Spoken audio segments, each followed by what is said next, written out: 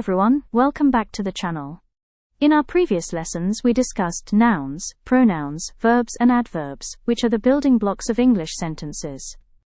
Today we are continuing our grammar journey by learning about another very important part of speech, called adjectives. Adjectives help us describe people, places, things and ideas more clearly and vividly. By the end of this lesson, you will understand what adjectives are, the different types of adjectives, how adjectives are formed, and the main functions they perform in sentences, all explained with clear and practical examples. 1. Definition of adjectives. An adjective is a word that describes or gives more information about a noun or a pronoun. In simple terms, adjectives tell us what kind, which one, or how many. For example, in the phrase a happy child, the word happy tells us what kind of child it is. In 3 books, the word 3 tells us how many books there are. Without adjectives, sentences become very general and unclear.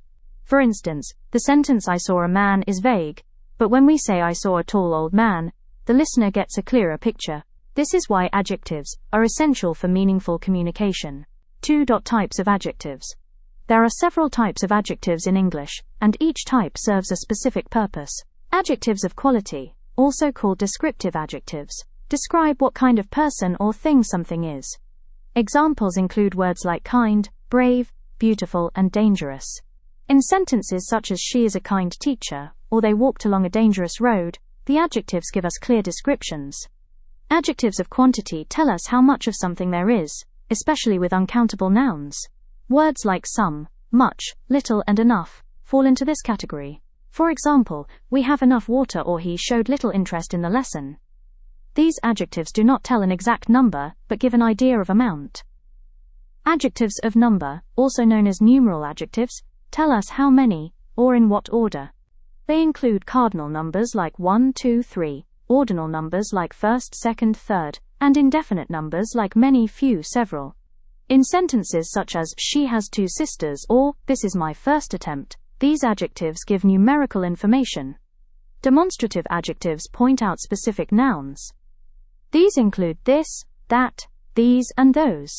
For example, this book is interesting, or those days were challenging. They help us identify which particular noun we are talking about. Possessive adjectives show ownership or possession. Words such as my, your, his, her, its, our, and their are possessive adjectives. In sentences like this is my bag, or their house is beautiful, the adjectives show who owns what. Interrogative adjectives are used to ask questions and include which, what, and whose.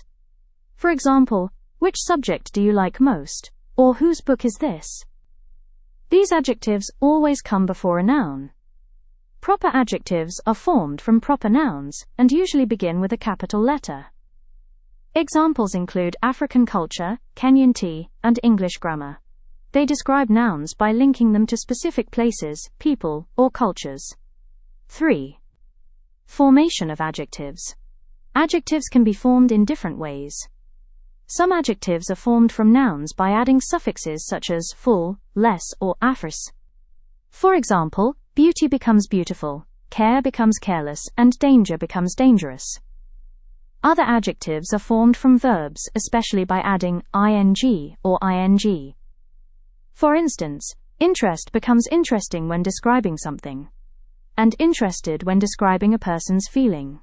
We say the movie is interesting, but I am interested in the movie.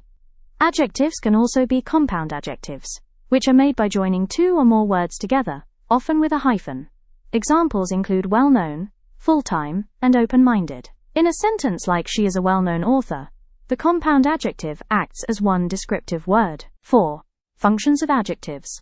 Adjectives perform several important functions in sentences. One main function is the attributive function, where the adjective comes before the noun, as in a smart student or a cold morning. Another function is the predicative function, where the adjective comes after a linking verb such as is, are, was, or seems. Examples include the student is smart and the weather seems cold. Adjectives also function in comparison. Many adjectives have comparative and superlative forms, such as tall, taller, tallest, or good, better, best. These forms help us compare people or things, as in, she is taller than her sister, or this is the best solution.